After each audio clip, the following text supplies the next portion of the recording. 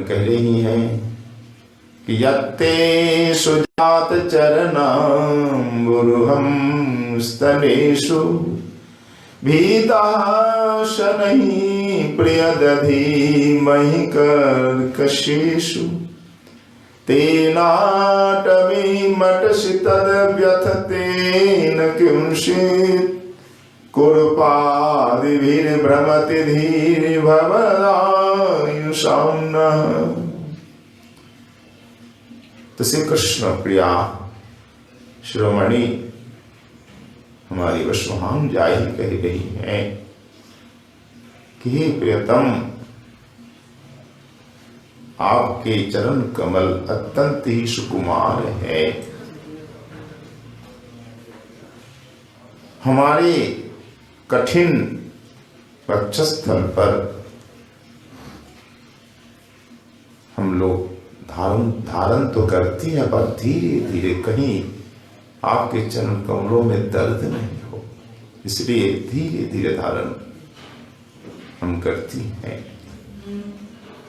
पर ये समझ में नहीं आ रहा है हे प्रियतम, ऐसे सुकुमार परम अति सुकुमार चरण कमलों के द्वारा वन वनांतर में कैसे भ्रमण कर रहे हैं? क्या आपके चरण व्यथित नहीं हो रहे हैं? वनस्थली में अनेक कंकड़ हैं, कांटे हैं, क्या उनसे चरण व्यथित नहीं हो रहे हैं? ये चिंता करते करते हमारी बुद्धि भ्रांत हो रही है,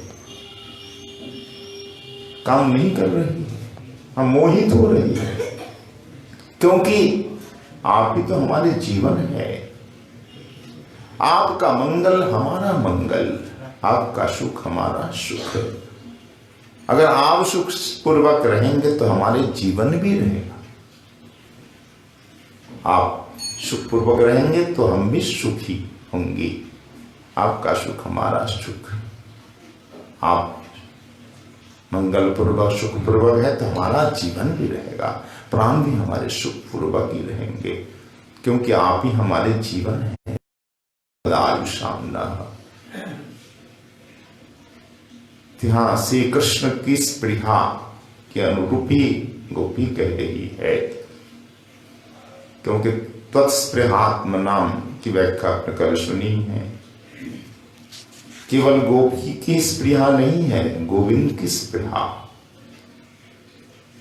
गोपियों के दर्शन करके, राधा रानी के दर्शन करके श्री कृष्ण के हृदय में स्पृहा जगी है रास की। ये तो शुरू में आपने सुना, रंतुम मनुष्चक्रे। स्पृहा किसकी? श्री कृष्ण की तो है। रमण की इच्छा हुई, रंतुम मनश्चक्र। तो गोपियों के दर्शन से श्री कृष्ण के हृदय में स्पृहा, लालसा जगी है बिहार की। तो श्री कृष्ण की स्पृहा लालसा पूरी करने के लिए ही गोपी रास बिहार चाहती है, न कि अपने सुख के लिए। आचरण कमल धारण करना चाहती है वक्षस्थल पर, अपने सुख के लिए नहीं, प्रियतम के सुख के लिए। टीका में भी सुनेंगे, क्या आपके सुख के लिए हम धारण करती हैं, हमारे सुख के लिए नहीं। आपको सुख होता है ये अनुभव हमने किया है, इसलिए चरण कमल को वक्षस्थल पे धारण स्वीकार कर लेती है हम। पर धारण तो करती है, पर हमें दुख होता है कहीं आपके चरण में व्यथा ना हो, क्योंकि हमारे कठिन है वक्षस्थल। आपके चरण अत्यंत ही सुकोमल है, अवश्य ही वेदना होगी, दर्द होगा। इस संभावना से हमारा हृदय व्यथित हो जाता है। केवल प्रियतम के सुख के लिए धारण करती है। यह प्रियतम के सुख के लिए है सब कुछ। श्री कृष्ण ने भी कहा, सुनेंगे टीका में, मन में विचार करते हैं। देखो श्री राधा रानी, ये गोपी, ये सखी मंजरी सब प्रेममयी है। इनका स्वरूप प्रेममय है। इनकी चाल, इनकी गति भंगिमा, इनकी बोल, इनकी चेष्टा, इनकी चितवन, इनकी मुस्कान, जो कुछ सब प्रेममयी है। तो मुझे भी इनके साथ प्रेममय व्यवहार ही करना होगा। अगर ये गाली देती है तो प्रेम की गाली है, तिरस्कार करते प्रेममय तिरस्कार है, जिसे सुनकर मुझे बड़ा सुख होता है। इनके सब कुछ प्रेममय है, तो मुझे भी प्रेममय होना होगा, मेरा व्यवहार भी प्रेममय हो, तभी तो सुख होगा गोपियों को। गोपी अपना सुख नहीं चाहती, तो मैं क्यों चाहूं अपना सुख? मेरा तो व्रति है ये, यथा माम प्रपद्यन्ते त्वां तथैव भजाम्यहम्। जो जिस प्रकार मेरा भजन करते मैं भी उसी प्रकार करता हूं। अगर गोपी प्रेममयी है, हर चेष्टा प्रेममयी है, तो मेरी भी चेष्टा प्रेममयी होगी, मुझे भी प्रेममय व्यवहार करना होगा। गोपी मेरा सुख चाहती है, अपना सुख सपने में नहीं सोचती, तो मुझे भी अपना सुख का तिलांजलि देना होगा, मुझे भी गोपी सुख के लिए ही करना होगा। तो गोपी अगर सोचती है कृष्ण सुख, तो कृष्ण भी सोचते हैं गोपी सुख।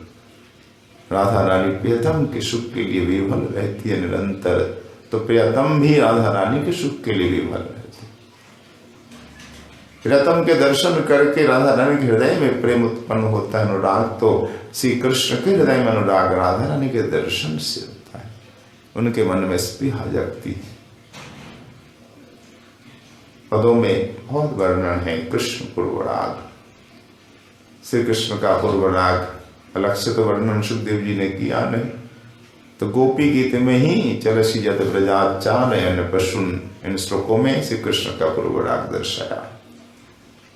जाते समय से कृष्ण गोपियों की वो दर्शन करके मानो गोपियों को हृदय में, राधा रानी हृदय में लेकर वन में जाते, उन्हें सांत्वना मिलती, विहार करके पुनः आते, पुनः चंद्रशालिका में अटारी में किशोरी का दर्शन करके फिर विह्वल होते। जाने के बिना श्याम सुंदर की दशा भी विकल है।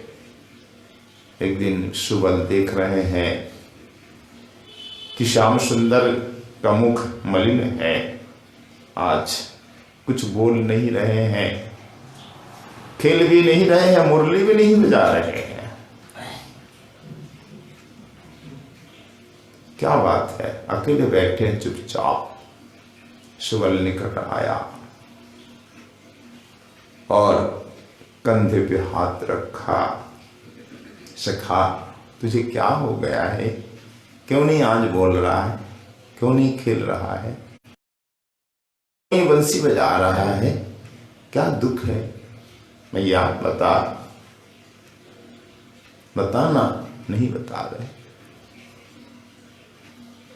तो वदों में है कि मन मना कह काहे प्राण संगाति, तुआ मुख हेरी जला जलत मजुरा छाती। तो तुआ मुख हेरी जलत मजु छाती, मरम ना कह काहे प्राण संगाति। ही प्राण सखा, संगात मतलब सखा, ही प्राण सखा मरम ना कह काहे, क्यों नहीं मरम कह रहे हो, क्या है हृदय में बताओ ना। तुम्हारा मलिन मुख देख, तुआ मुख हेरी ज्वलत मुझ छाती, मेरी छाती जल रही है, हृदय विदीर्ण हो रहा है, सखे बताओ ना क्या हो गया। वो प्यार से जब सुबल पूछते हैं तब ठाकुर कहने लग जाते हैं। गोविंदा जी के सुंदर पद है, मैथिल कोकिल विद्यावती जी का ही दूसरा स्वरूप अवतार बताते हैं गोविंदा जी। ये कौन है? रामचंद्र कविराज के छोटे भाई गोविंद कविराज। श्रीमद गोपाल भट्ट गोस्वामी के शिष्य हुए श्रीनिवास आचार्य जी, उनके शिष्य ये गोविंद कविराज, रामचंद्र कविराज दोनों भाई। गोविंद कविराज अत्यंत पहले तो काली भक्त थे, बाद में श्री कृष्ण भक्त हुए एवं अत्यंत श्रेष्ठ कवि हुए। उनके पद विद्यावती जैसे, इसलिए इनको दूसरी विद्यावती बताते हैं साहित्यिक। तो गोविंदा जी बताते हैं भाषा भी विद्यावती जी जैसी ही है। तो श्याम सुंदर अपना दर्द, अपनी व्यथा सुबल से कह रहे हैं, अपने हृदय भाव व्यक्त कर रहे हैं। काली दमन दिन मां कालिंदी कुल कदम्बक छा।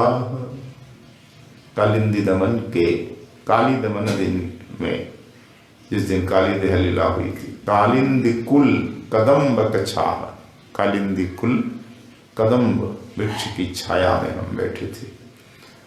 तो आज क्या देखा? कत शत ब्रज नव बाला पेख लो जनु थिर बिजुरी कमाला। कत शत नव ब्रज वाला, शत शत ब्रज की नव बालाओं को मैंने देखा वहां कदम की छाया में, कालिंदी की कुल। मानो देखने में कैसे, पेख लो मैंने देखा, जनो थीर बिजुड़िक माला, स्थिर विद्युत की माला। विद्युत स्थिर नहीं होती ना, पर यहां स्थिर विद्युत की माला की तरह ये सब नव ब्रजबालाएं खड़ी थी। तो सुबल क्या कहूं, तो हे कहूं सुबल संगाती, तब धरि हाम न जानो दिन राती। हे सुबल, उस दिन से हमारी ये दशा हो गई। तब धरि हम न जानो दिन राती, दिन रात हम नहीं जान पाते, कब दिन बीत जाता है, कब रात बीत जाती है।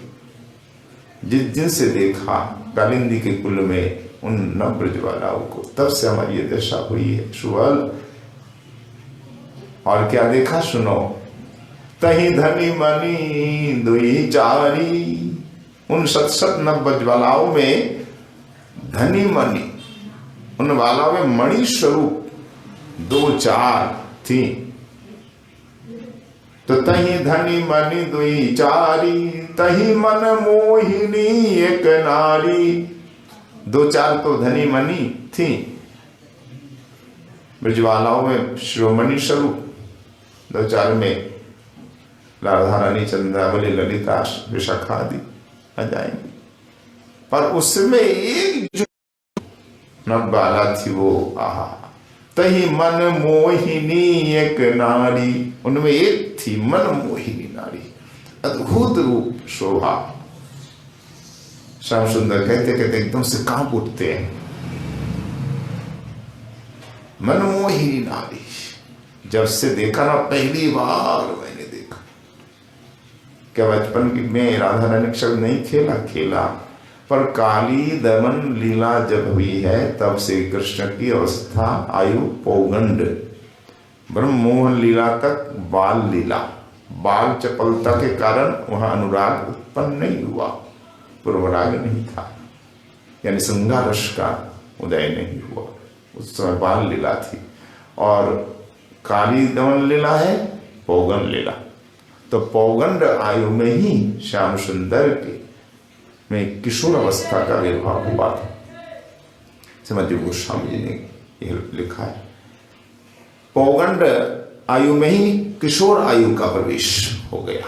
तभी तो पौगंड अवस्था में रासलीला संभव होती है। 8 वर्ष की अवस्था में रासलीला किशोर अवस्था के बिना संभव नहीं। तो भगवान में सभी संभव है। तो पौगंड अवस्था में किशोर अवस्था का प्रवेश हुआ, इसीलिए अब श्रृंगार रस का उदय हुआ। पूर्वराग और राधा रानी को देख करके मन में अनुरंग का अंकुर फूटा। जतही एक मन मोहिनी नारी। जब से देखा ना, सोरहु मझू मन पैठी, मन सिज धूमे घूम नाई दीठी। सोरहु मझू मन पैठी, मेरे मन में बैठ गया, घुस गया। वो नारी मेरे मन में प्रवेश कर गई। बैठ गई मतलब प्रवेश कर गई। हर समय केवल वो वृषभान किशोरी ही नजर आती है। जहां देखो बस राधा, दाहिने बाएं ऊपर नीचे भीतर बाहर 10 दिशाओं में केवल राधा रानी का ही दर्शन होता है। सवरहु मजु मन बैठी, मन सिज धूम में घुम नहीं देठी। मन सिज अग्नि जलने लगी हृदय में, कंदर्प अग्नि उसके धुआं से नींद नहीं आती। ये सुबल उन्हें नींद कहाँ आती? जो प्रेम के दीवाने हैं, मेरी नींद भी गायब हो गई सुबल उस दिन से। बोलो अनुखनता समाधि, अनुखन निरंतर तहिक समाधि, उसे राधा रानी का ही ध्यान निरंतर करता रहता हूं, उसी में समाधि हो जाती लग जाती। अनुखन तहिक समाधि, नो जाने को जाने कई क्षण विरह व्याधि। विरह व्याधि क्या है मैं नहीं जानता। सुबह पहला अनुभव है, किशोर अवस्था में पहली अनुभव होता है प्रेम क्या है। ते सुबल मेरे मन की बात मैं कहाँ कहूं, किससे कहूं? सुबल मित्र से तो कहा जाता है। तैने पूछा तो मैंने कहा विरह व्याधि प्रेम व्याधि क्या है, ये पहली बार मुझे अनुभव हो रहा।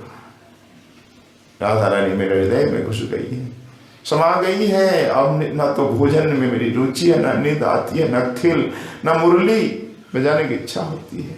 क्या करूं सुबल? को जाने कई क्षण विरह व्याधि, को जाने कैसा है ये विरह व्याधि। देख मेरा शरीर भी क्षीण हुआ कि नहीं? बोले दिने दिने क्षीण भेल देहा, सब मैथिली ही है। छपे पुस्तक में जिस प्रकार वर्णन है उसी प्रकार यहाँ वर्णन किया जा रहा है, जिस प्रकार छपा है। पठांतर तो होता ही है थोड़ा बहुत। तो दिन दिन क्षीण भेल देहा, मेरा शरीर दिन दिन क्षीण हो रहा।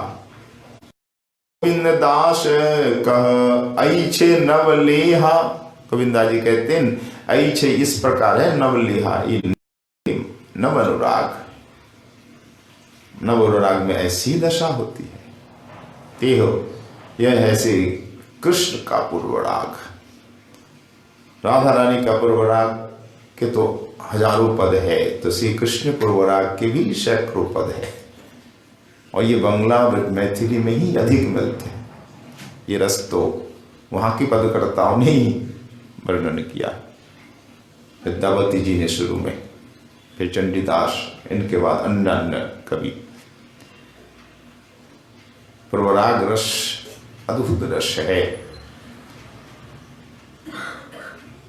एक दिन राधा रानी का दर्शन पुनः करते हैं श्याम सुंदर। यमुना जी जल भरने जाती है, नहाकर जल भर के आती है तो किशोरी का दर्शन श्याम सुंदर कर रहे हैं। दूर से ही अपना अनुभव पुनः बता रहे हैं सुबल से।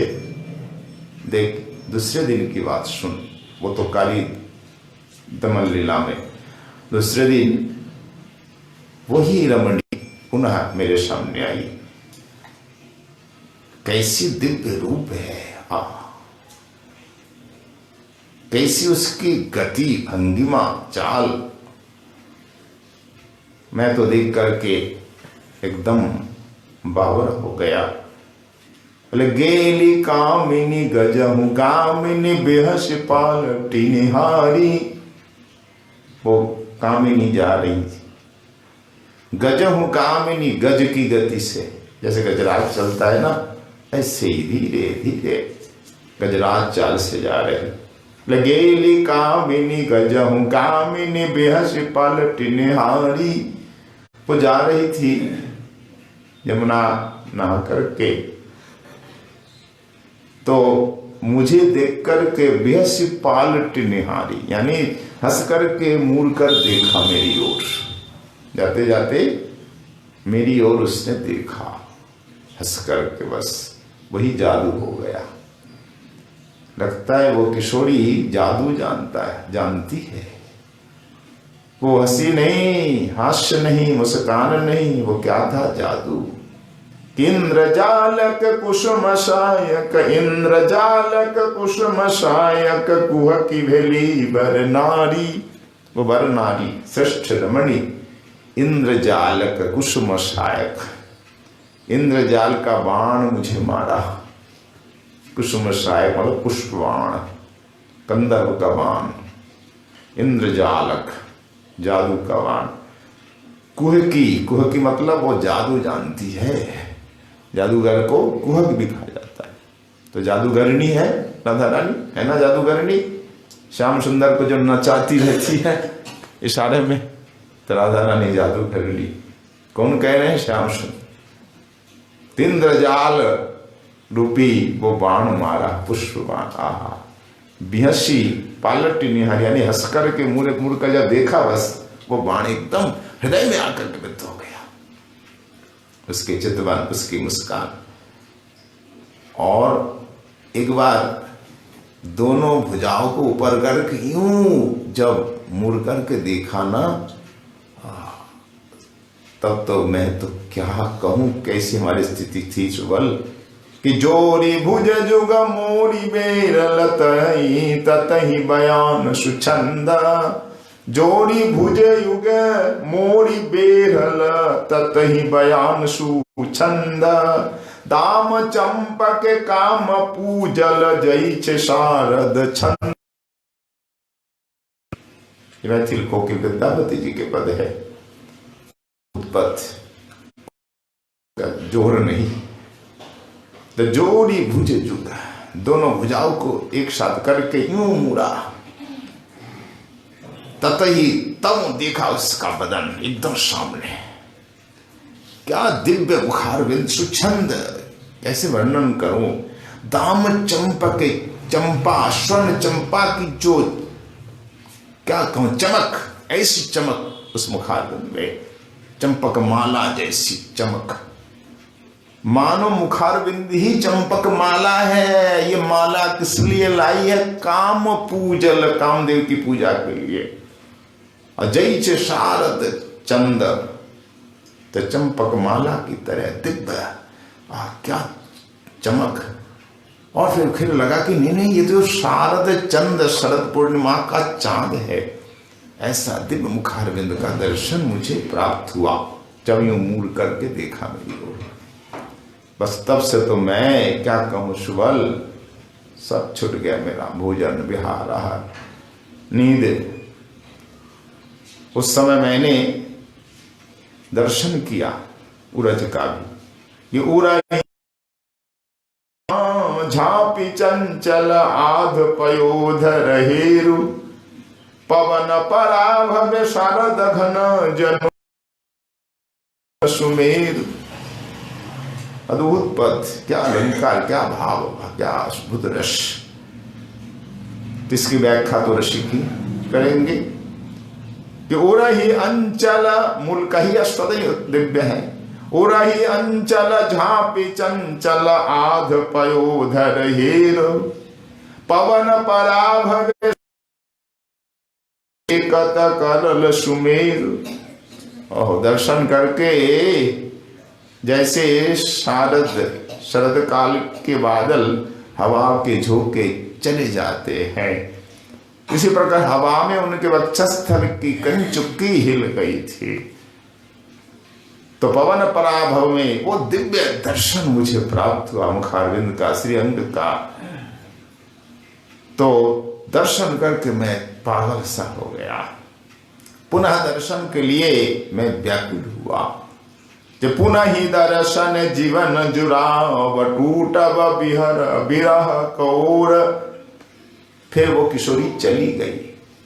मुड़ करके मेरी ओर देखा, पवन से उनके कंचुकी, उनकी ओढ़नी भी हिल रही थी।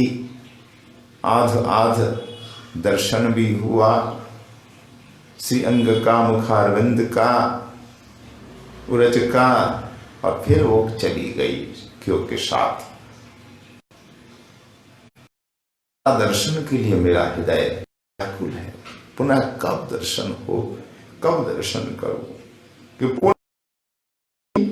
पुनः दर्शने जीवन जुड़ाव, टूटब बिहर कौर। पुनः दर्शन जब तक नहीं होगा जीवन मेरा शीतल नहीं होगा। हाय कब टूटब बिहर बिरह कौर। विरह जो हृदय में अपार है, इस विरह की ओर छोर सीमा कब टूटेगी, कब विरह दूर होगा, कब पुनः दर्शन करूंगा, व्याकुल है।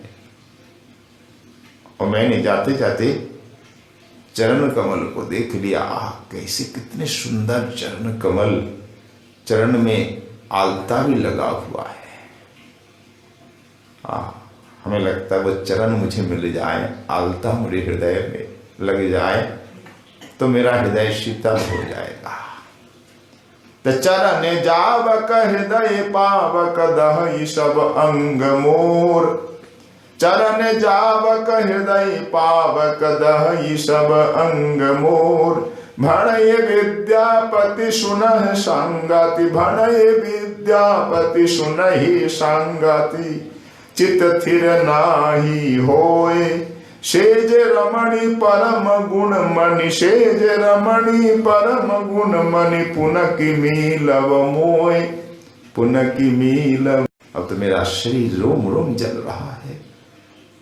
जब तक पुनः दर्शन नहीं प्राप्त करता उस रमणी के, जब तक वो चरण कमल में वक्षस्थल नहीं रखता, वो अलता मेरे वक्षस्थल पर शोभित नहीं होता, तब तक ये दहन शांत नहीं होगा। क्योंकि अलता से ही ये दहन प्रारंभ हुआ, उसी से ये दहन शांत भी होगा। औषधि भी अलता ही है।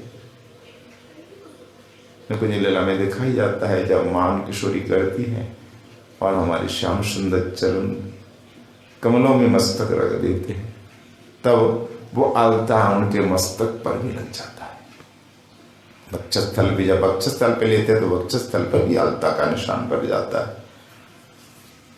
तो कब वो चरण मुझे प्राप्त होंगे? तो भने विद्यापति हे संगाति हे सुबल, चित्त स्थिर नहीं होए मोर। मेरा चित्त स्थिर नहीं, स्थिर नहीं है। वो जो रमणी है, परम गुणमणि है, पुनः की मिलब मोय, दोबारा की वो मिलेगी? बताओ ना। जिस प्रकार श्याम सुंदर का पूर्वराग कवि दिव्य अति दिव्य वर्णन है, तसे राधा रानी की प्राप्ति की जो स्पृहा है, तत्स्पृहात्म नाम, आपकी जो स्पृहा है राधा रानी के प्रति विहार की, उसमें हमारा मन निमग्न है कि आपकी स्पृहा पूर्ति हो, आपका सुख हो। केवल आपकी स्पृहा स्फूर्ति के लिए आपके सुख है कि आप आ जाए और रासलीला करे। तो श्री कृष्ण सुख के लिए ही रासलीला चाहती है गोपी, अपने लिए नहीं। शून्य।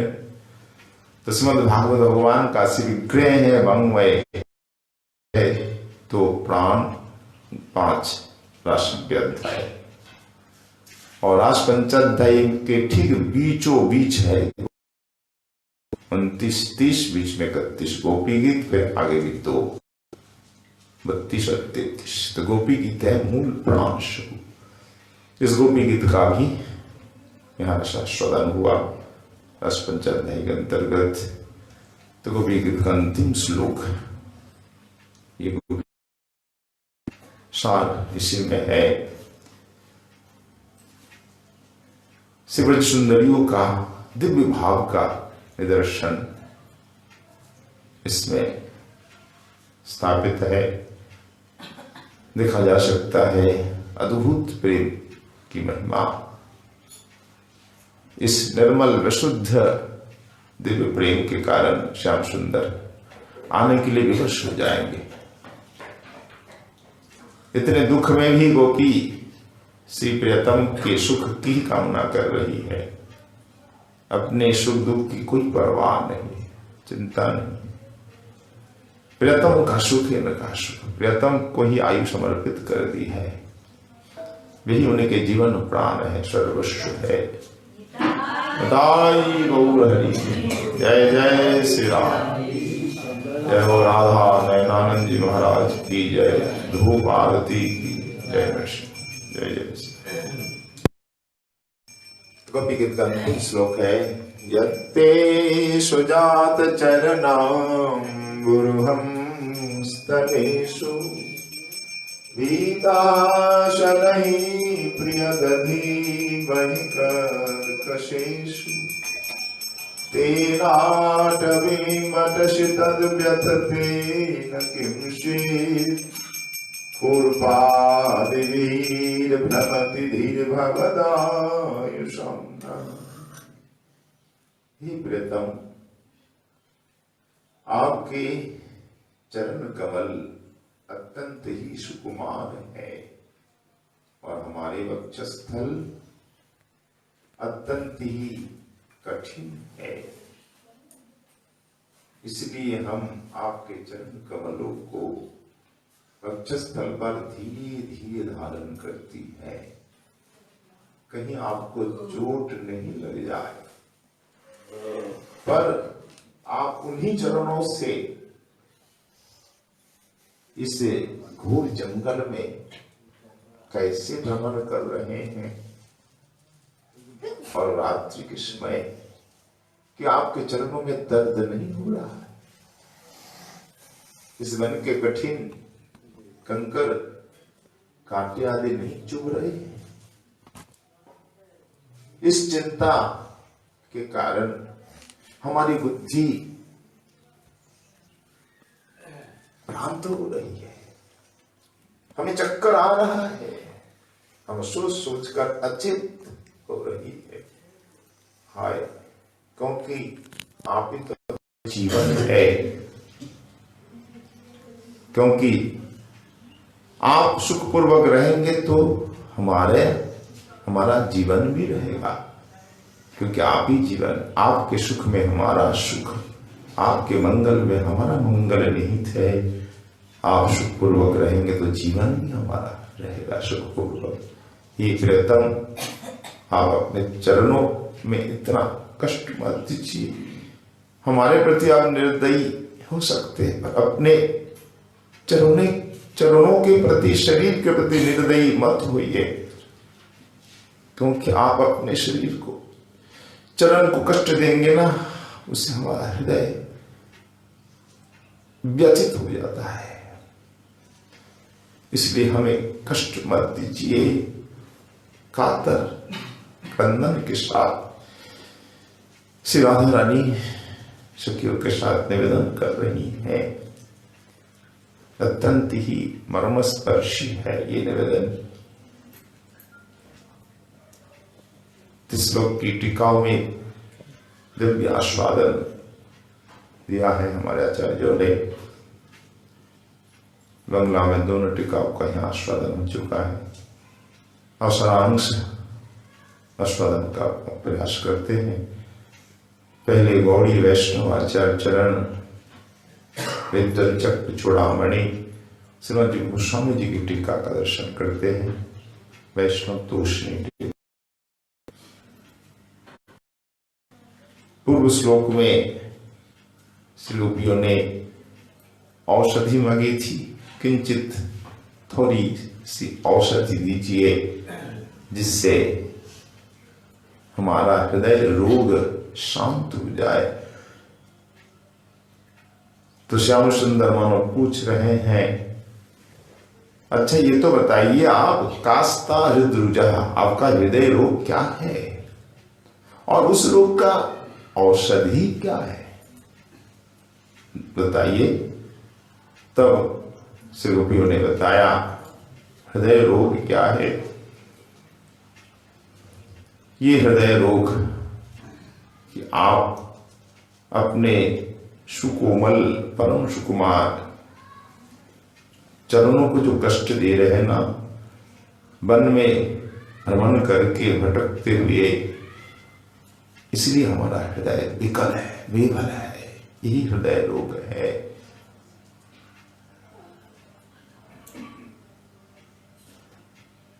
तो इस रोग की एक ही दवा है कि आप वन में मत भटकिए, आप यमुना पुलिन पे आ जाइए, उन चरण कमलों को हमारे वक्षस्थल पर स्थापना कर दीजिए।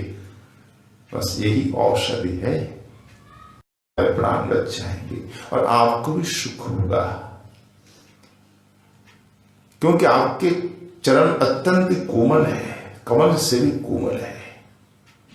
इसीलिए तो हम अपने कठिन वक्षस्थल पर धारण करने में भी डरती है, क्योंकि वक्षस्थल कठिन सबसे कोमल अंग होता है। फिर भी गोपियों की ये भावना धारणा, नहीं, आपके चरण कमल की तुलना में हमारे वक्षस्थल भी कठिन है, हमारे पयोधर अत्यंत कठिन है, कहीं आपके चरणों में चोट नहीं लग जाए, इसलिए हम अपने वक्षस्थल पर आपके चरणों को धीरे धीरे धारण करती है। इसलिए शनै भीता शनै, भय पा खा करके शनै में धीरे धीरे दधि में ही धारण करती हैं। तो श्याम सुंदर कह रहे हैं, क्यों ऐसा करती हो? क्या कहीं वक्षस्थल पर चरण रखने पर चरणों में दर्द होता है? ऐसी आशंका हो सकती है? क्या कभी नहीं हो सकती। पर जहां प्रीति होती है ना, वहां अनिष्ट की आशंका भी बराबर बनी रहती है। प्रीति के कारण गोपी कह रही है, पता नहीं आपके चरणों में चोट लग जाए, ये आशंका बनी रहती है। फिर जो गोस्वामी जी कहते हैं कि वृंदावन में क्या ऐसे कठिन कंकर आदि है जिससे श्याम सुंदर के चरणों में दर्द? ऐसी संभावना नहीं है। क्यों? न वृंदावन स्वाभाविक ही अत्यंत ही कोमल है, दिव्य है। दिव्य जो वृंदावन है सच्चिदानंद में है, जिसका वर्णन पुराणों में खूब हुआ है, वृंदावन महिमामृत में हुआ है। ऐसा कोमल वृंदावन है जहां से जुगल शक्कर चलते हैं ना, वो मार्ग भी कितना सुकोमल हो जाता। दोनों ओर पेड़, वृक्ष और लता, बीच बीच में वृक्ष है तो दो दो ओर लताएं हैं। अगर वृक्ष नीलमणि का है तो दोनों लताएं स्वर्णमणि की हैं, ऐसी शोभा है। अगर वृक्ष स्वर्ण का है, सोने का है, तो दोनों लताएं नीलमणि की है। विपरीत रंग, दिव्य शोभा है। कहीं भी कांटे नहीं, कंकर नहीं, नवनित प्राय वृंदावन है। दिव्य सुगंधी में है, जिधर जाओ उधर सुगंध। कहीं चमेली की सुगंध, कहीं बेला की, कहीं गुलाब, कहीं कमल। दिव्य सुगंधित वृंदावन, दिव्य चिंतामणिमय वृंदावन, आनंदमय, रसमय, प्रेममय, निरंतर रस चल रहा है वृक्षों से, फूलों से, फलों से। जमुना जी रसमय, प्रेममय, द्रवित प्रेम का सौरभ्य, प्रेम का घनीभूत रूपी गिरिराज जी है। ऋषिकों का यह अनुभव है, शास्त्र में वर्णन है, ऋषिकों ने अनुभव भी किया है। दिव्य वृंदावन अचिंत्य, अनिर्वचनीय। क्या इस वृंदावन में कहीं प्यारे के चरण में कंकर भी कर जाए? संभव है? नहीं। अरे वृंदावन श्री राधा रानी का हृदय है ना। मानो राधा किशोरी ने अपना हृदय को बाहर रख दिया वृंदावन के रूप में। यहां किसी प्रकार चोट की आशंका नहीं है। यह बात हमारे जी गोस्वामी जी कह रहे हैं कि वृंदावन स्वाभाविक ही दिव्य प्रेममय है, नवनीत स्वभाव के कारण। और दूसरा, वृंदा देवी भी तो वृंदावन को सजाती रहती है। जब जिस लीला होनी है ना, उस लीला के अनुरूप सजा देती है। आज इस कुंज में होली लीला होगी तो उस कुंज और वन को होली लीला के अनुरूप बना देती है। बसंत ऋतु लाकर रख देती है, बसंत की शोभा, कोयल गुज रही है, तरह तरह के पक्षी कोलाहल कर रहे हैं, मोर नाच रहे हैं, भौरे गुंजार कर रहे हैं। न तो शीत है न तो गर्मी है, बहुत सुंदर वातावरण हो जाता है। आम के वृक्ष है, उसमें वासंती लता जो है आम के ऊपर चल रही है, आम की डालियों में बोर आया है, देखो आम के क्या क्या सुंदर शोभा है। कोयल कूज रही है, उस आम की बोर खा रही है। मोरे फूल का मकरंद है। और होली के अनुरूप तरह तरह के गुलाल नाना रंग के फूलों से, पंखुड़ियों से ये गुलाल और रंग बाल्टी चांदी की, स्वर्ण की बाल्टी भर भर के, घड़े भर भर के रंग, पिचकारी स्वर्ण मणिमय पिचकारियां आ गई, गुलाब इत्र अगरू चोवा हर तरह की वस्तु आ जाती है। कहीं कीचड़ ने रंग को गाढ़ा करके तो तरल बना दिया, पतला, एक गुलाल सूखा, एक कीचड़ जैसा गोल गोल बना दिया, यूं मारो तो एकदम गीला हो जाए। करदम केसर का, कस्तूरी का दिव्य सुगंध भी है। आजकल जैसे बैलून में भर देते हैं ना, ऐसे ही तो पहले भी था, कंदुक में भरते थे रंग ऊपर से ढका हुआ, यूं मारो और एकदम से लाल हो जाए। तरह तरह की सामग्री बड़ी है। तो जब जो लीला होनी है उस लीला के अनुरूप वृंदादेवी सजा देते हैं।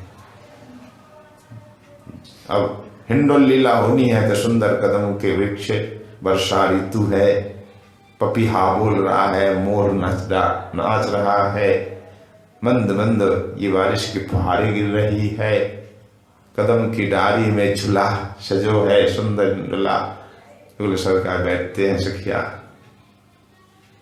झोटा लगाती है। तो वर्षा ऋतु की शोभा, उस प्रकार हिंडोला आदि की दिव्य शोभा। जब जो लीला होनी है उस प्रकार शोभा, रास होनी है तो सुंदर चबूतरा सजा देती है। शरद पूर्णिमा की रात्रि, शरद की शोभा दिव्य है। तो श्री जी गोस्वामी पाद ने कहा था कि एक तो वृंदावन से सुखमय है और ऊपर से वृंदादेवी ने और सजा दिया। तो इस वृंदावन में कहीं आशंका भी रहती है क्या कि प्यारे के चरण में कंकर गिर जाए? ऐसी संभावना नहीं है। तो क्यों करती है गोपी? इसलिए करती है, ये जो नीति है ना, क्या न्याय है कि अनिष्टा शंकिनी बंधु हृदयानि भवंती। बंधु का अनिष्ट आशंका से भरा रहता है। जहां आपकी प्रीति है, प्यार है, तो उस प्रियजन की अनिष्ट की आशंका बनी रहती है। प्रीति के कारण पिता माता का प्यार बच्चों पर है। बच्चा कहीं जाता है, विलंब होने पर चिंता होती है, कहीं कुछ हो तो नहीं गया, दुर्घटना तो नहीं घटी, कहीं विवाद तो नहीं हुआ, लड़ाई तो नहीं हुई, तरह तरह की आशंका बनी रहती है। आपके प्रियजन जहां प्रीति है तो वहां आशंका भी बराबर बनी रहती है। ये प्रीति का स्वभाव है। तो गोपियों का प्रीति अद्भुत है, दिव्य है, निर्वचनीय, अनुपम, अद्वितीय है, इसलिए आशंका भी बराबर बनी रहती है। नहीं है फिर भी, ये तो प्रीति का धर्म है।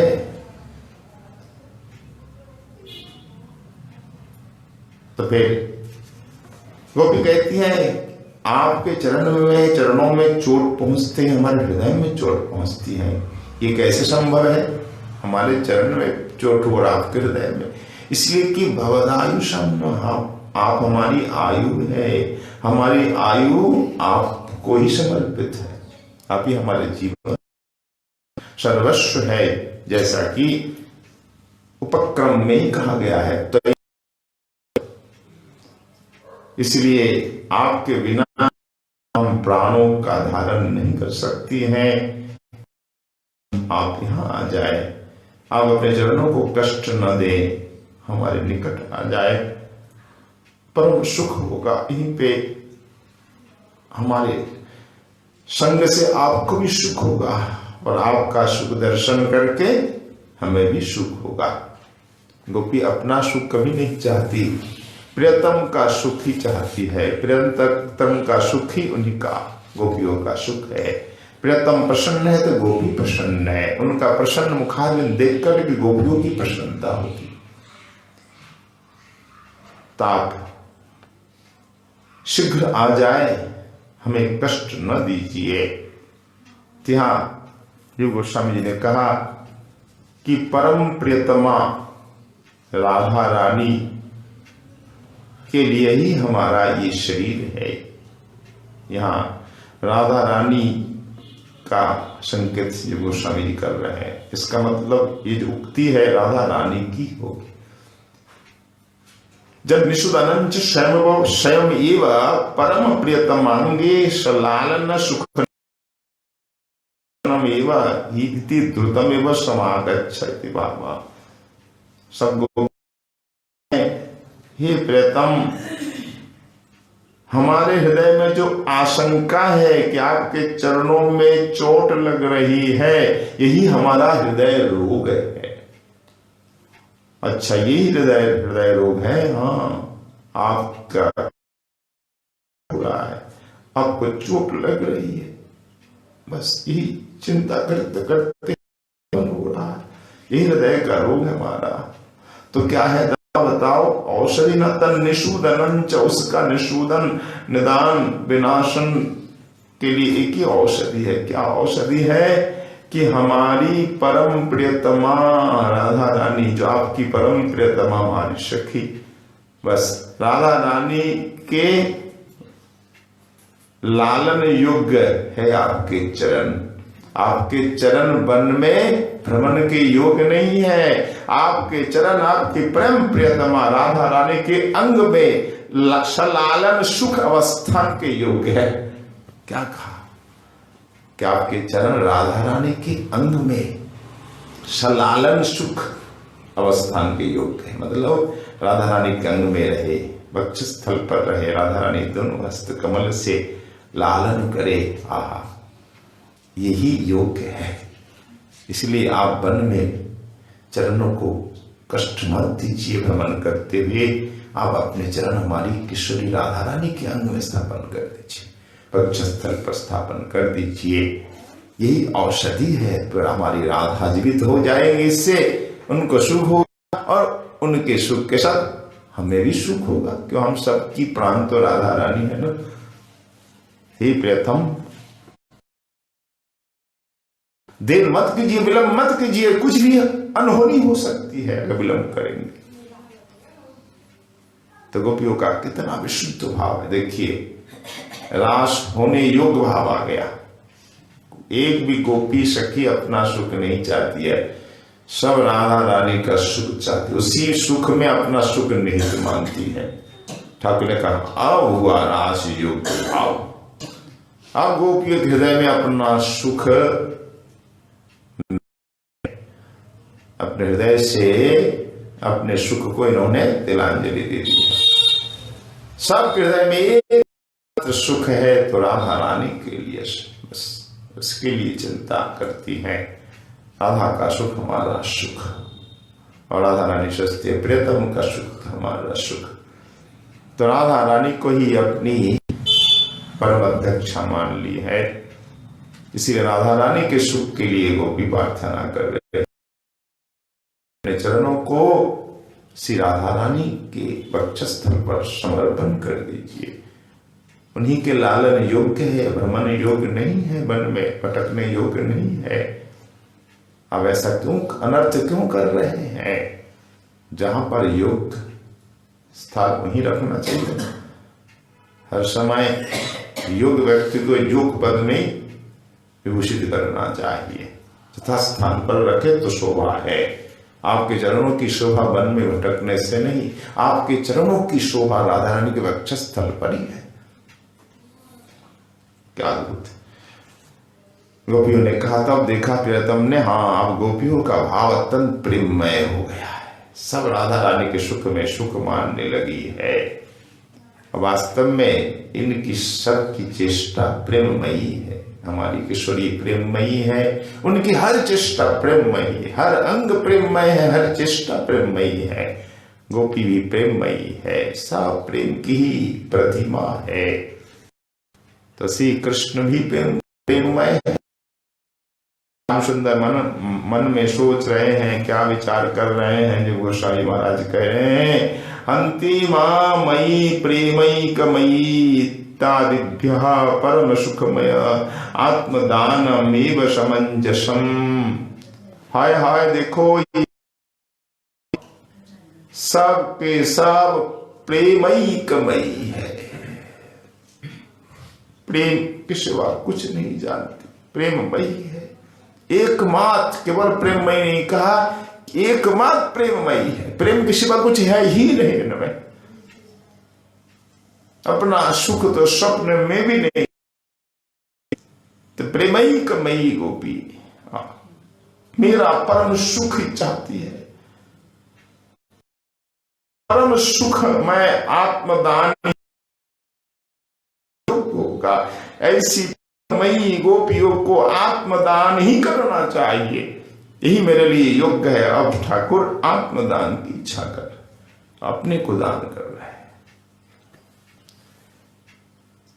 तो आत्मदान अगर संपादित हो जाए तो ही युक्त होगा। आत्मदान तो किया ही है ना, अगले अध्याय के अंतिम में कर देंगे, न पारई निरवध्य संयुजाम श्लोक के साथ साथ आत्मदान कर देंगे। हम आपके चिर ऋणी हो गए, हम आपके चिर ऋणी हो गए, आपका ऋण कभी हम चुका नहीं सकते, कर्ज कभी नहीं चुका सकते, कभी ऋण नहीं हो सकते। इस प्रकार आत्मदान ठाकुर करेंगे, तो विचार अब कर रहे हैं, इसी अध्याय में विचार बना, अगले अध्याय में विचार का क्या को रूपदान दिया। तो प्रेम विलासमय विहार की इच्छा भी हुई, आत्मदान करूंगा और इनके साथ प्रेम में विलास भी करूंगा।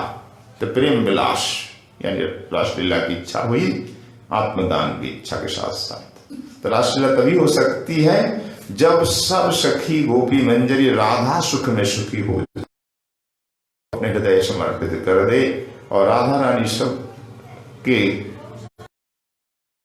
अपना शरीर दान कर दे, आत्मदान कर दे, तब रास होगा।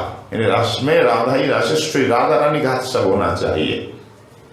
राधा रानी के हाथ में सब गोपी आ जाए, सब गोपी सखी अपना अपना सर्वस्व राधा रानी को सौंप दे, हृदय मन प्राण सब कुछ, और यहां तक कि श्याम सुंदर भी अपने को राधा रानी का समर्पण कर दिया, तब रास होगा, तब किशोरी रास करेंगे। अशिश्वरी ये भाव दिया हमारे जी गोस्वामी पाद ने। सहृदय तदेक प्राण, जो ऋषिक होते हैं ना, वो भी ऐसा ही विचार करते हैं कि हमारे प्रियतम देखो ये हमारे अत्यंत प्रेमी जन है, हमारे सुख के लिए सब कुछ करते हैं, तो इनको मैं क्या दूं, तो सुख के लिए वो अपने को समर्पित कर देते हैं।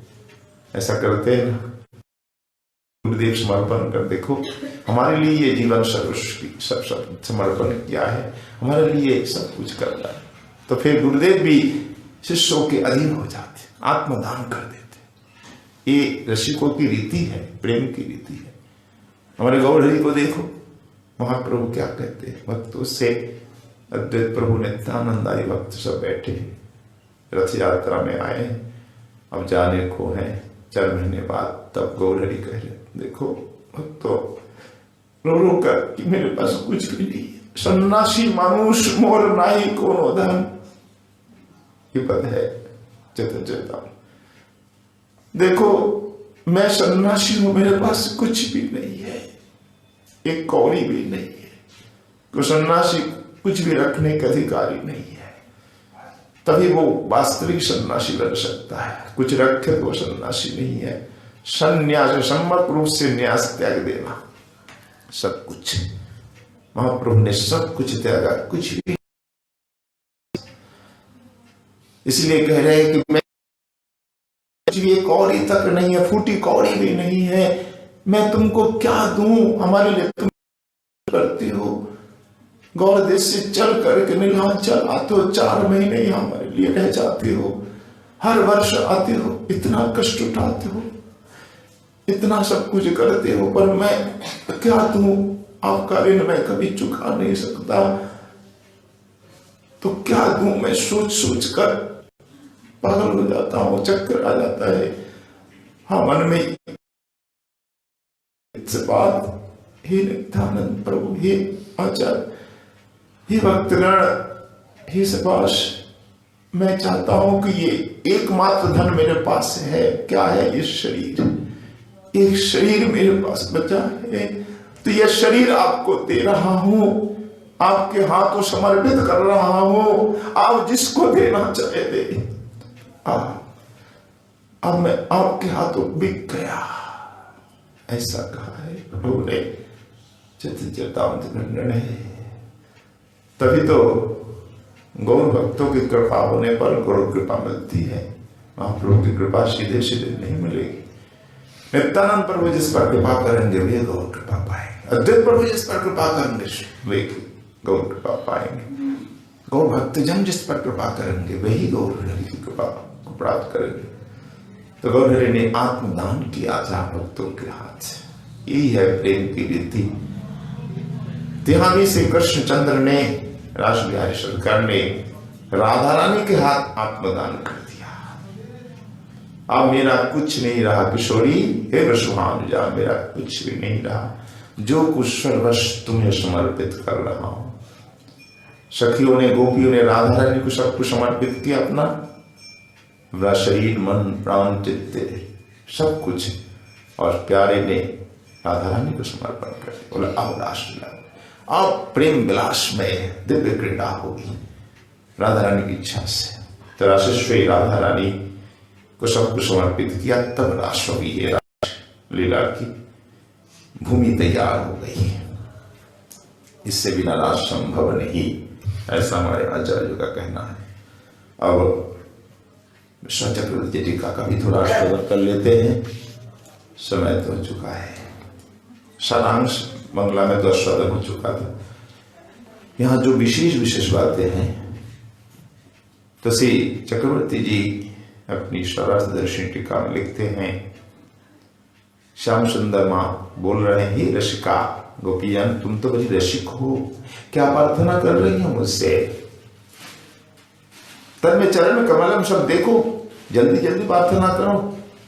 मेरे चरण तो इस समय वन भ्रमण सुख में निमग्न है, इसलिए अब मेरे पास समय नहीं है। क्या चाहती हो?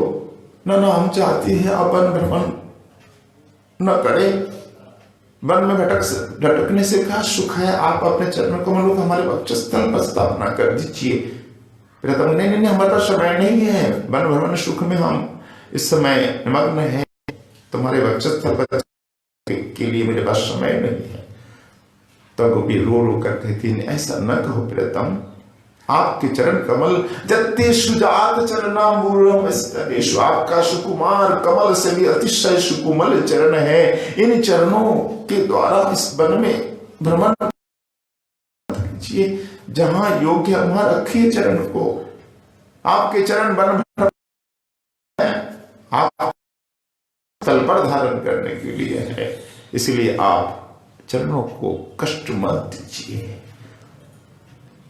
तो तुम्हें क्यों भय हो रहा है? इसलिए भय हो रहा है कि वन में कंकड़ है, कांटे हैं, आपको कष्ट होंगे, चरणों में चोट पहुंचेगी। तो आप हमारे वक्षस्थल पर रखिए। पर वहां भी भय गोपियों को होता है, क्यों? हमारे वक्षस्थल भी कठिन है, आपके चरणों की तुलना में हमारे वक्षस्थल भी कठिन है, कठोर है, इसलिए भय खाती हूं कहीं आपको चोट नहीं लग जाए। अच्छा, तो फिर क्यों धारण करना चाहती है? इसलिए कि आपको सुख होगा। हमारे वक्षस्थल पर आप चरण रखेंगे ना, आपको सुख का अनुभव होता है, हमने देखा है। इसलिए आपके सुख के लिए हम चाहती है कि आप अपने चरण कमल हमारे वक्षस्थल पर रख दीजिए। भले ही हमें आशंका हो, दुख हो, पर आपका सुख ही तो हमारा सुख है। तो ठाकुर कहते नहीं, हमें कष्ट कहां होता है, आपके वक्षस्थल अत्यंत कोमल है, उस कोमल स्थल पर चरण रखने से भला कष्ट होता है, चोट पहुंच सकती है? नहीं, कभी नहीं। फिर भी तुम्हें शंका होती है, बोले यही तो प्रेम का नियम है, ठाकुर का सुख है फिर भी दुख होता है। तत्सुख सौख्य अपनी आरती शंका। गोविंद का सुख हो रहा है फिर भी गोपियों की आरती शंख। यही तो महाभाव का लक्षण है। संयोग में वियोग, वियोग में संयोग है। मिलन में भी विरह का अनुभव, विरह में भी मिलन का अनुभव, ये महाभाव का लक्षण है। चक्रवर्ती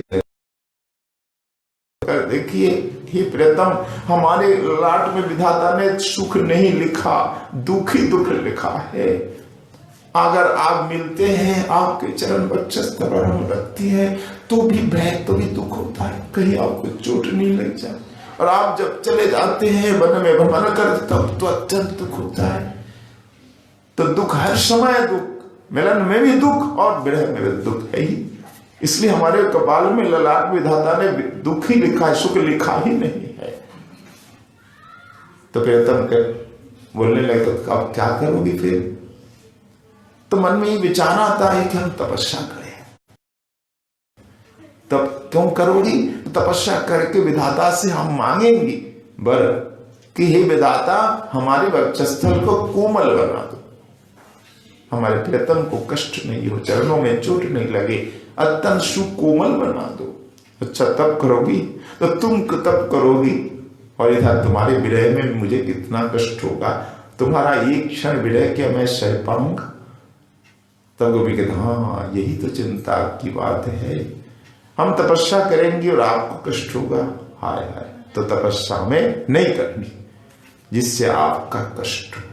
आपका सुख ही हमारा सुख है। इसलिए गोविंद के सुख के लिए गोपी जीती है। गोविंद के सुख के अनुकूल नहीं हो तो कोई व्रत तपस्या आदि नहीं करती है, जिससे गोविंद को दुख हो, सुख में प्रतिकूलता हो।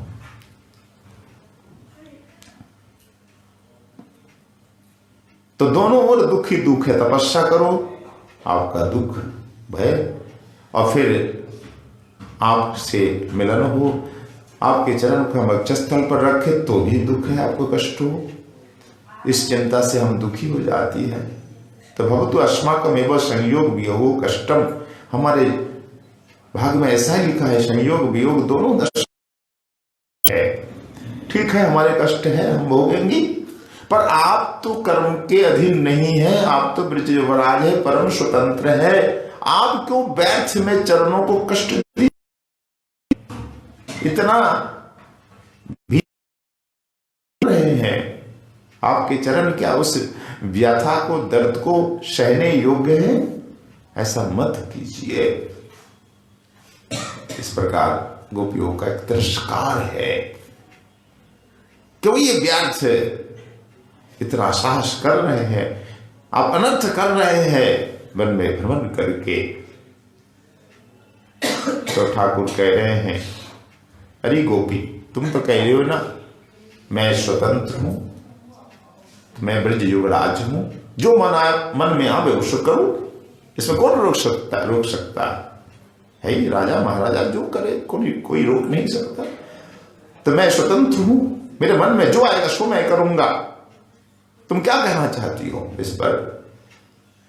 तब गोपी कहता, हाँ, आप स्वतंत्र है, ब्रज युवराज है, जो मन में आवेश कर सकते हैं करिए, पर चरणों में व्यथा क्यों देते हैं? क्यों चरणों में व्यथा देना ही आपका स्वभाव है? तो हमारे चरणों में व्यथा हो, दर्द हो, वेदना हो, तो तुमको क्या लेना देना? हमारी इच्छा हम जो करे, चरण में दर्द हो नहीं हो, तुम्हें क्या मतलब? तुम क्यों व्यर्थ में सोचती हो? तब गोपी कहते, नहीं, ऐसा न कहिए, आपके मन में जो है सो आप करे। देखिए, आपके चरणों में हमारे प्राण समर्पित है। भगवद आयुष्मान, आप हमारी आयु है, इसलिए आपके चरणों में दर्द, हमारे हृदय में दर्द होता है। चोट, वो चोट हमारे हृदय में आके पहुंचती है, क्योंकि आप ही तो, आप ही हमारे जीवन है। ऐसा न कहिए, अब अपने अंग में कष्ट देकर हमें दुखी मत कीजिए, क्योंकि आपका दुख ही हमारा दुख है। या ऐसा तो नहीं चाहते आप कि आप अपने अंग में दुख देकर के हमें दुखी करना चाहते? निर्दयी पुरुष ऐसे होते हैं जिससे दूसरे को कष्ट हो ऐसा काम करते हैं। तुमको पता चल गया है कि तुम्हारे कष्ट से हमें कष्ट होगा, तुम्हारा दुख देखकर हमें दुख होगा, इसलिए तुम चाहते हो कि हम दुख पाए, हम अपने अंगों को, शरीर को कष्ट दे। देख देख कर गोपी कष्ट पाएंगी और दुख होगा, ये रोएंगी। ऐसा है क्या भाव आपका? तो हमें दुख देना ही आपका उद्देश्य है, स्वभाव है? ऐसा मत कीजिए। लगता है कि आप बड़े कठिन हृदय वाले हो गए हैं। होना स्वाभाविक है। संसर्गजा दुष्गुणा भवंती, एक न्याय है। संसर्ग जिसका आप करेंगे ना, उसके दुष्गुण आ जाते हैं। हमें भी संतों का संग करेंगे, दुर्गुण आएंगे। बताइए, लगता है कि हमारा संग करते करते आप भी कठोर हो गए हैं, क्योंकि हम तो कठोरा है ही, हमारा हृदय अत्यंत कठिन है। तो हमारा संसर्ग करते करते आप भी कठिन हृदय वाले हो गए, कठोर हो गए, ऐसा लगता है। और आपका हृदय भी कठिन हो गया, आपके चरण भी कठिन हो गए, क्योंकि आपके चरण हमारे वक्षस्थल पर रहते हैं। तो हमारा वक्षस्थल कठिन है, कठिनों का संसर्ग कर करके आपके सुकुमार चरण कमल भी कठिन हो गए हैं। इसलिए लगता है कि आपको कष्ट नहीं होता बन के कांटों से, कंकर से, क्योंकि आपके चरण भी कठिन हो गए। यही है ना कारण। प्रियतम करे, नहीं नहीं, तुम नहीं जानती हो हमारे चरणों का महात्म्य क्या है। मेरे चरण का स्पर्श जहां भी होता है ना, वो चाहे कितना भी कठिन हो, एकदम नवनीत कोमल हो जाता है। देखो गिरिराज जी भी मैं चढ़ता हूं ना, गिरिराज जी की शिलाएं पिघल जाती कि नहीं, ये मेरे चरणों का प्रभाव है। जहां मैं चरण रखता हूं ना, वहां चाहे कितना भी कठिन हो वो जगह, कितनी भी कठिन हो, कांटे हो, पत्थर हो, कंकर हो, सब नवनीतवत हो जाते हैं, कोमल। इसलिए हमें कोई कष्ट नहीं होता। सखी, मुझे कोई कष्ट नहीं, चोट नहीं लगती। फिर गोपी कहते, नहीं नहीं, हमें तो लगता है आप जहां चरण धरते हो ना, वहां वहां ये धरनी यानी धरा पृथ्वी देवी अपनी जीवा बाहर कर देती है, क्योंकि आपकी पत्नी है धरनी पृथ्वी, तो आपकी पत्नी परम करुणामयी है, मां के समान नहीं पृथ्वी। तो धरनी अत्यंत करुणामयी, और आपके चरण माधुर आस्वादन में इसका लोभ भी बहुत है। जैसे ही आप चरण रखते हैं ना, तुरंत ये धरती मैया अपनी जीवा बाहर कर देती है, और आपका चरण कहां पड़ता है? जीवा में। इसलिए आपको कष्ट का अनुभव नहीं होता। आपको लगता है कि यहाँ की हर भूमि एकदम कोमल है, तो जीवा है ही कोमल, इसलिए आपको कष्ट का एहसास नहीं होता। ये है कारण। और धरती मैया भी देखो कितनी करुणामयी, रसिक भी है, आपके चरणों को चाटती है जीवन से, बड़ा सुख होता है ना। प्रियतम, यही कारण होगा। इस प्रकार अनेक बात वार्तालाप होता है गोपी से कृष्ण में। फिर गोपी कहती है, तम अस्मत्तोपि प्रेम सिंधुर दैव वशादस्म विरह संतप्तो भ्रमण उन्माद दशम प्राप्त। अंतिम में गोपी कहती नहीं नहीं, यही कारण होगा। 3 कारण दिखाए गए ना। एक कारण, कठिन वक्षस्थल के संस्पर्श से, संसर्ग से आपके कोमल चरण भी कठिन हो गए। जैसा संग करोगे वैसा रंग तो चलेगा ही चलेगा। एक कारण। दूसरा कारण है कि आपके चरण का महात्म है, चरण पड़ती भूमि कठिन कितनी भी नहीं हो, कोमल हो जाती है। तीसरा कारण है कि आप जहां जहां चरण धरते हो इस धरती मैया वहां अपनी जीवा व्यवहार कर देती है, इसलिए आपको कष्ट नहीं होता। फिर चौथा कारण बताती है, नहीं नहीं यही कारण होगा कि आप प्रेम सिंधु, हमारे में कितना प्रेम, आप में और अधिक प्रेम है। उत्ताल तरंगमय सिंधु, जिस समुद्र में बड़ी बड़ी लहरें उठती हो, ऐसी उत्ताल तरंगमय आप समुद्र है। तो हमारे विरह में आप पागल से हो गए थे, बाबरा होकर के मतवाला होकर भ्रमण कर रहे थे। उस समय आपका शरीर का भान तक नहीं था, इसलिए आपको व्यथा का अनुभव नहीं हुआ है। जब शरीर में हमारा भान नहीं रहता तब दर्द हो रहा है, चोट लग रही है, हमें कुछ अनुभव होता ही नहीं। आप प्रेम में ऐसे मत वाले हो गए थे, शरीर का भान तक नहीं था, इसलिए आपको कष्ट का अनुभव नहीं हुआ, चोट नहीं लगी है। यही कारण होगा ना प्रियतम, यही कारण होगा। इन कारणों को सोचती सोचती हमारा बुद्धि भ्रांत हो रही है, हमें चक्कर सा आ रहा है, हम अचेत हो रही है। हाय प्रियतम, अब हमने तो यही निश्चय किया कि हमें कष्ट देना ही आपका,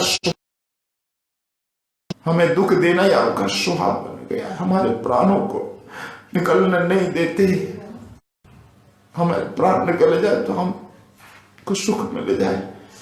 लगता है क्या आप हमको दुख देने के लिए उतारू हैं, केवल हमें दुखी करके आपको सुख मिलता है ना। देखिए प्रियतम, आपको कष्ट हो वो हम सह नहीं पाते, क्यों हमारी आयु तो आपके हाथ है ना। सर्वस्व आप ऐसा न कीजिए, अपने शरीर पर चरणों पर अत्याचार न कीजिए। तो कल्याणवती त्वयि स्थिते तेतावद विरपि कष्टि अस्मद आयुषम न नाशः। हे कल्याणमयी, श्याम सुंदर कह रहे हैं, हरि गोपी तुम तो कल्याणमयी हो, तुम क्यों रोती हो? इसलिए कि हमारी आयु आपके हाथ है, आप ही हमारे जीवन है। आप सुखपूर्वक रहेंगे ना तो हम भी सुखपूर्वक रहेंगे। आप सुखपूर्वक रहेंगे तो हमारी आयु का नाश भी नहीं होगा, आयु क्षय नहीं होगा। इसलिए आप अपने को कष्ट मत दीजिए। फिर गोपी विचार करती है कि विधाता भी बड़ा कठोर है, कठिन हृदय वाला है।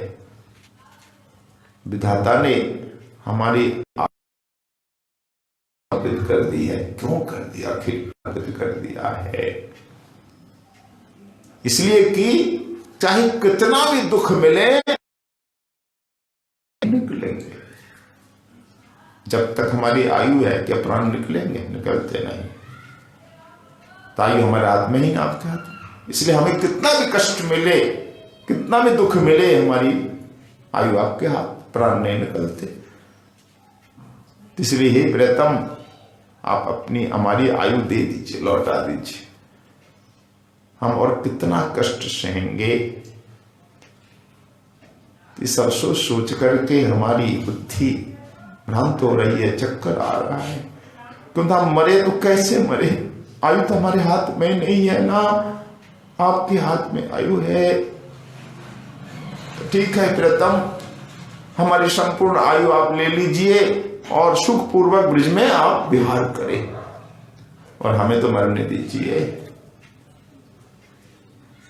अगर आप नहीं आते हैं तो हमें अब जीने का अधिकार नहीं है, और हम जी नहीं सकती। प्राण हमारे मरना शून्य है, छटपटा रहे बाहर जाने के लिए। हे प्रियतम, हमें आप रख लीजिए आयु, और आप हमारी आयु का खूब कीजिए, भोग कीजिए, खूब विहार कीजिए, ब्रज में सुखपूर्वक रहिए, और हमें जाने की अनुमति दीजिए। ये भी भाव है। तो इससे अत्यंत मर्मस्पर्शी, हृदय विदारक शब्दों को सुन करके कृष्ण का हृदय एकदम पिघल गया, अब सहा नहीं जाता है, एकदम सीमा के बाहर है। कोई आपका प्रेमी जन ऐसा कहे कि आप सुख से रहिए, खूब लीजिए हमारी आयु, आप खूब भोग कीजिए, खूब सुख से रहिए, अब हमें मरने दीजिए, सहा नहीं जाता है। ऐसी बात जहां होती है, एकदम से श्याम सुंदर हो गए, रोमांचित हो गए, हृदय पिघल गया, रोने लग गए। अब तो मुझे जाना ही पड़ेगा, अब मैं चिपक कर नहीं रह सकता। प्रेम रूपी चुंबक से कृष्ण को आकर्षित करके लाता है। जैसे चुंबक लोहा को खींचता है ना, गोपी प्रेमी चुंबक है और श्री कृष्ण लोहा है, तो कृष्ण का आकर्षण करने में परम परम समर्थ है ये गोपी प्रेम। 30 श्लोक के बाद श्याम सुंदर आ जाते हैं। सुखदेव जी ने कहा है अगले अध्याय में, किते गोप्यः प्रगायन्तः प्रलप्यन्तश्च चित्रधा रुरुदुः सुस्वरम राजन कृष्ण दर्शन लालसा। जब गोपी रो रही है, प्रलपन्त्यश्च प्रलाप कर रही है, विलाप कर रही है, गा रही है, विलाप कर रही और रो रही है, कृष्ण दर्शन की लालसा लिए। तो गोपी प्रेम जब अपनी चरम सीमा पर पहुंच गया, अब श्याम सुंदर आने के लिए विवश हो गए, तब गोपियों के बीच में आ गए। तासामाविरभुत चौरी स्मयमान मुखम बुझा, साक्षात मनमथ मनमथ। और गोपियों के बीच में प्यारे